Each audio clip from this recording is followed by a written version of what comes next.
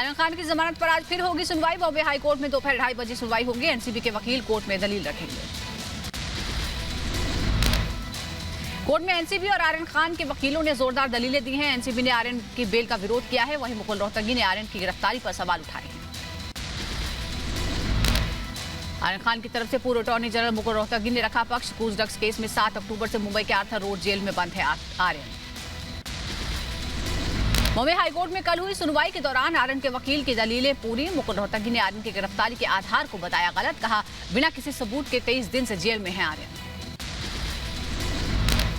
आर्यन के वकील मुकुल रोहतगी की कोर्ट में दलील। कहा आर्यन ने क्रूज का टिकट नहीं खरीदा था। इवेंट मैनेजर गाबा के न्योता देने पर क्रूज पर गए थे आर्यन। कोर्ट में मुकुल रोहतगी ने क्रूज पर पार्टी होने की बात से भी किया इनकार। कहा पार्टी से पहले ही एनसीबी ने आर्यन को हिरासत में ले लिया था। आर्यन ने ड्रग्स ले लिया, ये साबित नहीं हुआ। आर्यन का मेडिकल भी नहीं हुआ। मुकुल रोहतगी ने कोर्ट में बताया एनसीबी को आर्यन की तलाशी में कोई ड्रग्स नहीं मिला है, इसलिए आर्यन पर किसी तरह का कोई केस नहीं बनता और गिरफ्तारी को भी गलत बताया। कोर्ट को मुकुल रोहतगी ने बताया कि आर्यन के खिलाफ ड्रग्स रखने, बेचने या सेवन का कोई केस नहीं है, इसलिए जेल में रखना गलत है। मुकुल रोहतगी ने आर्यन की सफाई में कहा अरबाज के साथ होने की वजह से हुई आर्यन की गिरफ्तारी। आर्यन नहीं, अरबाज के जूतों से बरामद हुआ 6 ग्राम चरस। जेल के लिए काफी नहीं है 6 ग्राम ड्रग्स। आर्यन के ड्रग्स चैट पर भी मुकुल रोहतगी ने सवाल उठाए हैं। कहा एनसीबी की रिकवरी के लिए किए गए चैट काफी पुराने हैं। साल 2018 से 20 के दौरान चैट का क्रूज से कोई लेना देना नहीं है। चैट में साजिश के कोई सबूत नहीं है। मुकुल रोहतगी ने आर्यन को बचाने के लिए पकड़े गए सभी 20 आरोपियों से आर्यन को बताया अलग। कहा बाकी के 20 आरोपियों से आर्यन का कोई लेना देना नहीं है। आर्यन के पास साजिश का भी कोई सबूत नहीं है। कोर्ट से आर्यन के वकील की अपील, सुधार के लिए भेजा जा सकता है सुधार गृह। कानून के मुताबिक आर्यन अपराधी नहीं है। साजिश के फंसाने की हो रही है कोशिश। आर्यन को गिरफ्तार करना और जेल में रखना गलत। मुंबई हाईकोर्ट ने आर्यन के वकील मुकुल रोहतगी ने पूछा ड्रग्स चैट में अजित कुमार का नाम सामने आया। अजित और आर्यन के बीच क्या संबंध है? आर्यन ने चैट में अजित से थोक में मांगा था ड्रग्स। आर्यन खान की जमानत अर्जी पर बॉम्बे हाईकोर्ट ने दी अनुमति। सुनवाई के दौरान कोर्ट रूम में मीडिया भी थी मौजूद। ड्रग्स केस में अरबाज मर्चेंट और मुनमुन धमेचा की जमानत पर भी आज फिर से सुनवाई होगी। मुनमुन के वकील ने कहा है कि तीनों पर एनडीपीएस की धारा 27A लगाई तो एनसीबी करे साबित। क्रूज शिप ड्रग्स मामले में आरोपियों को मिली जमानत। आरोपी मनोज राजगरिया और अविन साहू को स्पेशल कोर्ट ने जमानत दी थी। समीर वानखेड़े पर लगे आरोपों की जांच के लिए एनसीबी की 5 सदस्यीय टीम आज मुंबई जाएगी। टीम की अगुवाई डीडीजी ज्ञानेश्वर सिंह करेंगे। टीम में जोनल डायरेक्टर लेवल के अधिकारी भी शामिल रहेंगे।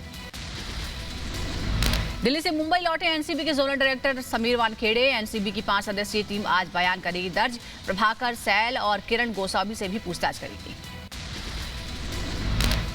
आर्यन ड्रग्स केस की जांच कर रहे एनसीबी अधिकारी समीर वानखेड़े पर लगे आरोपों के बीच उड़ी समीर वानखेड़े के ट्रांसफर की अफवाह। रिपब्लिक नेटवर्क से बोले समीर, मेरे ट्रांसफर की खबरें अफवाह हैं। केंद्रीय मंत्री रामदास अठावले ने समीर वानखेड़े का समर्थन किया। कहा नवाब मलिक वानखेड़े और एनसीबी को टारगेट कर रहे हैं। समीर वानखेड़े पर आरोप प्रत्यारोप करने की कोशिश कर रहे हैं। बार बार एनसीबी को टारगेट करने का काम। आगे बढ़ते हैं। आर्यन खान का टीम बॉम्बे हाई कोर्ट में हलफनामा लिखा है। एनसीबी अधिकारियों से नहीं हुई है कोई डील। किरण गोस्वामी और प्रभाकर शैल से बनाई दूरी। कहा हमारी जमानत याचिका को निष्पक्ष तरीके से सुना जाए। टीम आर्यन ने हलफनामा में नवाब मलिक के आरोपों से भी किनारा कर लिया है। कहा नवाब मलिक से आर्यन केस का कोई लेना देना नहीं है। समीर वानखेड़े पर हमने कोई आरोप नहीं लगाए। आर्यन खान की टीम ने हलफनामे में लिखा है हमने कभी किसी एनसीबी अधिकारी पर कोई आरोप नहीं लगाया। एनसीबी के अधिकारियों और राजनीतिक लोगों के बीच का यह मामला है। आर्यन और अनन्या के बीच इसी साल अप्रैल में ड्रग्स को लेकर बातचीत का एक व्हाट्सएप चैट सामने आया है। चैट में दोनों एक दूसरे से ड्रग्स की डिमांड करते नजर आए। आर्यन और अनन्या के बीच हुए व्हाट्सएप चैट में आर्यन खान कोकीन लेने की बात करते दिखे। अनन्या ने कहा मैं गांजा ला रही हूँ। आर्यन बोले अच्छा तो मैं चुपके से ले लूंगा। साल 2019 के चैट में आर्यन को एक दोस्त ने एनसीबी के नाम से आर्यन को डराया था। आर्यन में नहीं दिखा एनसीबी का कोई डर। ड्रग्स की करते रहे डिमांड। आर्यन की व्हाट्सएप चैट ने बढ़ाई मुश्किलें। चैट में अचित कुमार नाम के शख्स का की बात सामने आई है। अजित कुमार ने आर्यन से थोक में ड्रग्स खरीदने की बात कही। आर्यन ने अजित से मंगाई थी 80,000 रुपए की ड्रग्स केस में एनसीबी के सबसे बड़े गवाह किरण गोस्वामी के लेकर विवाद है। एनसीबी ने अपने दस्तावेजों में उसके 2 पते दर्ज करा रखे हैं। एक पता ठाणे का, दूसरा नवी मुंबई का है। आर्यन ड्रग्स केस में समीर वानखेड़े पर वसूली का आरोप लगाने वाले प्रभाकर सैल का बयान, कहा मुझ पर कोई दबाव नहीं है, सच सामने लाने की कोशिश हो रही है, आगे जांच में सच सामने आएगा। समीर वानखेड़े को लेकर गवाह प्रभाकर सैल का आरोप, शाहरुख के बेटे आर्यन की रिहाई के लिए एनसीबी से सैम डिसूजा ने 18 करोड़ में डील करवाई थी। 18 करोड़ में से 10 करोड़ वानखेड़े को जाने थे। नवाब मलिक का आरोप, NCB zonal director Sameer Wankhede ने 26 मामलों में झूठे तरीके से लोगों को फंसाया है। 1000 करोड़ से ज्यादा की वसूली कर चुके हैं। कहा, एक गंदी मछली पूरे तालाब को गंदा करती है। आर्यन ड्रग्स केस की जांच कर रहे एनसीबी अधिकारी समीर वानखेड़े मुश्किल और उनकी बढ़ गई है। महाराष्ट्र मंत्री नवाब मलिक का दावा है कि एनसीबी के किसी अज्ञात अधिकारी ने उन्हें एक लेटर भेजा है, इस पर वसूली का आरोप लगाया है। केस दर्ज करने की मांग करेंगे। नवाब मलिक ने समीर वानखेड़े पर लगाया फोन टैपिंग का भी गंभीर आरोप। कहा, समीर वानखेड़े बड़े बड़े लोगों का फोन टैपिंग करवाते हैं, मैं फोन टैपिंग की भी शिकायत करूंगा। समीर के पिता ज्ञानदेव वानखेड़े ने रिपब्लिक नेटवर्क से कहा, मैंने कभी धर्म परिवर्तन नहीं किया। नवाब मलिक के दामाद को एनसीबी ने गिरफ्तार किया था, इसलिए वो झूठे आरोप लगा रहे हैं। मुंबई एनसीबी के deputy director general Mutha Ashok Jain ने नवाब मलिक के आरोपों पर दी प्रतिक्रिया। कहा, मुझे भी व्हाट्सएप पर एक लिखित शिकायत आई है, जांच से सच सामने आएगा।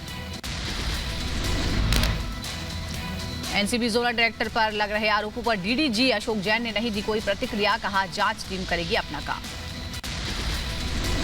समीर वानखेड़े पर लगे आरोप और उनके दिल्ली जाने पर शिवसेना नेता प्रियंका चतुर्वेदी ने उठाए सवाल। कहा, सांच को आज क्या है, दिल्ली क्यों गए समीर, सच्चाई जनता के सामने आएगी।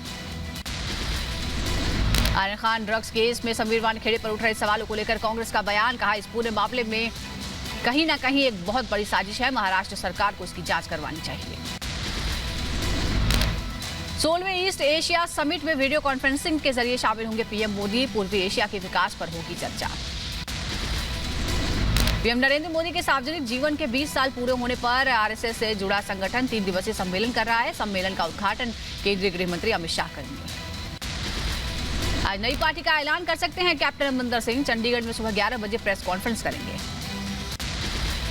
आज यूपी के मऊ में भागीदारी संकल्प मोर्चा का चुनावी शंखनाद। अखिलेश यादव समेत कई छोटे दलों के नेता एक मंच पर दिखेंगे। रैली में समाजवादी पार्टी और भागीदारी संकल्प मोर्चा के औपचारिक गठबंधन का ऐलान करेंगे। बिहार उपचुनाव के लिए प्रचार के लिए चुनावी मंच पर नजर आएंगे लालू यादव। तारापुर और कुशेश्वर स्थान में करेंगे चुनाव प्रचार। 30 अक्टूबर को बिहार में 2 सीटों पर है उपचुनाव। सीएम योगी आदित्यनाथ आज गोंडा दौरे पर हैं। इस दौरान सीएम योगी मेडिकल कॉलेज का शिलान्यास करेंगे। योगी सरकार का बड़ा फैसला, यूपी में कोरोना काल में दर्ज 3 लाख केस वापस होंगे। कोविड प्रोटोकॉल तोड़ने और लॉकडाउन उल्लंघन पर दर्ज हुए थे केस। लखनऊ में आज बीजेपी के 4 नए विधान परिषद सदस्यों का शपथ ग्रहण समारोह होगा। सुबह 10:30 बजे कार्यक्रम होगा। सीएम योगी भी रहेंगे मौजूद। आज मुजफ्फरनगर का दौरा करेंगे असदुद्दीन ओवैसी। विधानसभा चुनाव को लेकर जनसभा को करेंगे संबोधित। पेगासस जासूसी मामले में सुप्रीम कोर्ट आज सुनाएगी फैसला। सुबह 10:30 बजे chief justice NV Ramana, justice Surya Kant, justice Hima Kohli bench सुनाएगी अपना फैसला। केंद्रीय स्वास्थ्य मंत्री मनसुख मांडविया आज राज्यों के स्वास्थ्य मंत्रियों से मुलाकात करेंगे। कोरोना के टीकाकरण में तेजी लाने के लिए वो सभी राज्यों के स्वास्थ्य मंत्रियों के साथ बैठक करेंगे। उपराष्ट्रपति वेंकैया नायडू आज से 4 दिनों की गोवा दौरे पर हैं। इस दौरान उपराष्ट्रपति एक सरकारी कॉलेज की बिल्डिंग का उद्घाटन करेंगे। मध्य प्रदेश के खंडवा में हो रहे उपचुनाव के लिए सचिन पायलट प्रचार करेंगे। सचिन खंडवा की 3 विधानसभा सीटों के लिए चुनावी सभा को संबोधित करेंगे। दिल्ली में आज डीडीएमए की बैठक होने वाली है। बैठक में छठ पूजा को लेकर हो सकता है बड़ा फैसला। कोरोना को लेकर यमुना के घाटों पर छठ पूजा मनाने पर लगी है रोक। महाराष्ट्र के पूर्व मुख्यमंत्री देवेंद्र फडणवीस ने शिवसेना पर साधा निशाना। शिवसेना को बताया अवसरवादी पार्टी का। शिवसेना को चुनाव के वक्त पीएम मोदी की याद आती है। लोग केवल अवसरवादी लोग हैं, अवसरवादी। जब इनको चुनाव लड़ना होता है तो मोदी जी याद आते हैं, और जब चुनाव जीत जाते हैं तो केवल सत्ता याद आती है। लखनऊ में 20 सड़क पर फुल ड्रामा हो गया। नशे में धुत 2 युवतियों ने जमकर की मारपीट। 2 युवती एक युवक पर मामला दर्ज। आज सेना ऐतिहासिक श्रीनगर लैंडिंग का करेगी इनेक्टमेंट। हर साल आज के ही दिन भारतीय सेना इन्फेंट्री डे के रूप में मनाती है। इसी दिन भारतीय सेना पहली बार श्रीनगर पहुंची थी। जम्मू कश्मीर के पुंछ में आतंक के खिलाफ 17वें दिन भी जारी है सेना का ऑपरेशन। जम्मू पुलिस ने आतंकी साजिश रचने के आरोप में 6 लोगों को गिरफ्तार किया है।